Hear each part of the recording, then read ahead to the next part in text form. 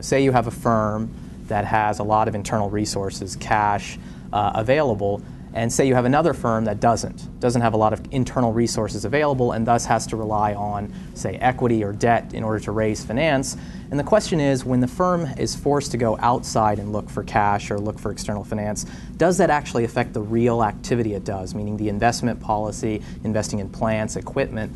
And I think we're at a point now where we kind of understand that, in fact, the firms that have to rely on external finance tend to have lower investment levels on average. And of course, that's very important because when we talk about GDP, when we talk about growth, firm investment is one of the critical components of it.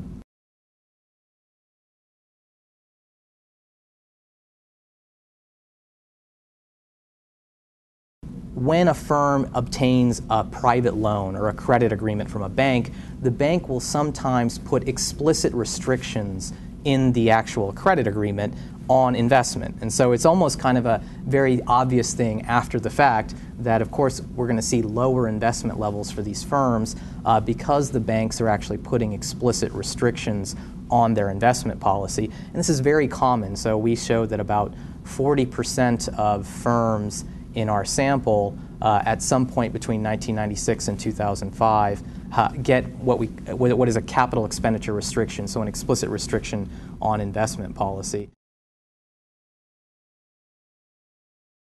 If somebody asks you for money for a project, you're going to care about what they're doing with that money. I mean, that's kind of a fundamental link. It's not as if you're just going to take the risk in return and give some interest rate. If it's the case that I'm going to take the money and go to Hawaii and not do my work I told you, there's no price at which you would give me the money.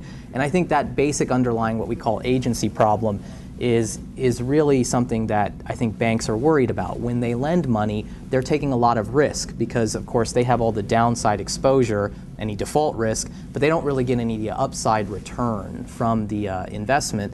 So they're worried about firms, I think, taking very risky projects on at the expense of the bank. And so they naturally want to try to restrict different types of activity.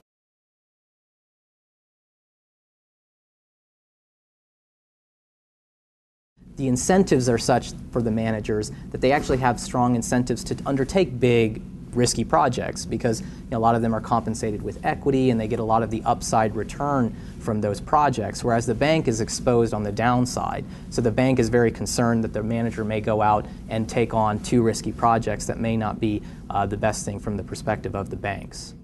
Creditors understand the incentive conflict that they have with managers. When they approach managers, they understand that managers have the incentive to kind of swing for the fences, to invest in big projects, to do big acquisitions, and they understand that naturally that's going to hurt them, and thus the contract that they actually sign tries to basically restrict the manager. So it ends up being a contract that what we would say is kind of second best optimal, meaning given that there are these underlying incentive conflicts and sometimes people aren't acting in the interest of other parties, we have to come up with contracts that naturally restrict behavior so that we more closely align the incentives of managers with creditors.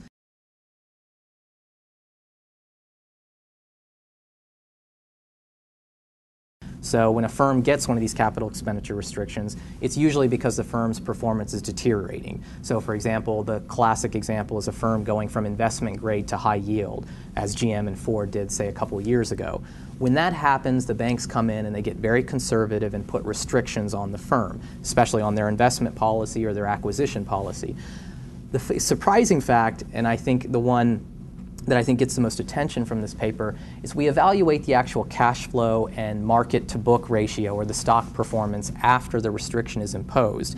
And we find, in fact, that the firms perform better after the restriction is imposed. So their stock price tends to increase and their cash flows tend to go up, which is a pretty shocking result, I think, because people tend to think these banks are getting involved and restricting activity in an inefficient manner. They're being excessively conservative, but we actually find that the banks seem to be, basically by imposing these restrictions, seem to actually be improving firm performance.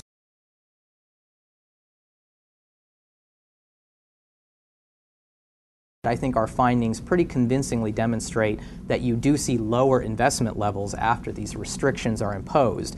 Given that investment is such an important part of GDP, that might be worrisome if you're the Federal Reserve or any policymakers, because you may say, well, investment is now going to be lower than it otherwise would because these banks are coming in and placing these very harsh restrictions on the firm.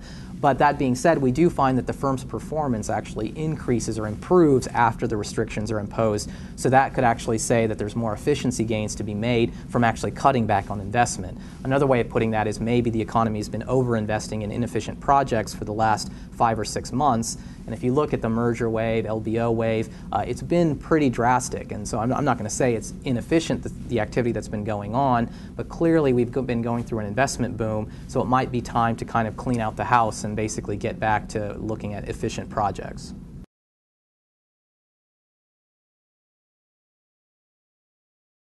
Well, I think one of the biggest questions going forward is how tighter credit markets are going to affect the economy.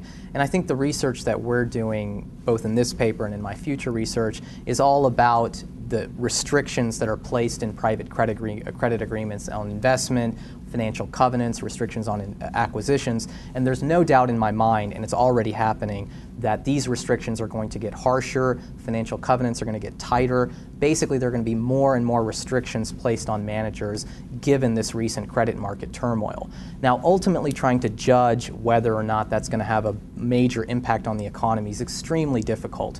And part of the reasons it's so difficult, I think, is because in the last 6 months, we've seen such excessively loose lending terms in these syndicated loan markets, in the high yield markets, that it's difficult to say how much of the investment that was going on in the last 6 months was actually good investment that should have been done. So we clearly have had an investment boom, but I'm not sure exactly how efficient that investment has been. So there's no doubt in my mind that aggregate investment levels will go down, and that obviously has negative implications for GDP, for employment, but I think at the end of the day, it's still an open question whether these restrictions are going to kind of clean out the house, clean out kind of the dirty laundry and clean out bad investments and actually encourage good investments, or if they will also restrict good investments, that the investment cut will be so severe that actually good, positive NPV projects will be cut in the process. So that's basically the open-ended question. In this coming kind of credit crunch, if you will, that we're probably going to see continue over the next couple months,